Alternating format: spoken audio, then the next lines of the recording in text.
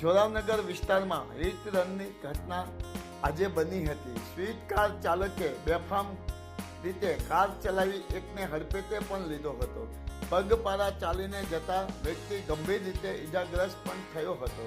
પ્રથમ સારવાર અર્થે સુરેન્દ્રનગર બાદમાં યુવકને રાજકોટ ખાતે ખસેડવામાં આવ્યો હતો.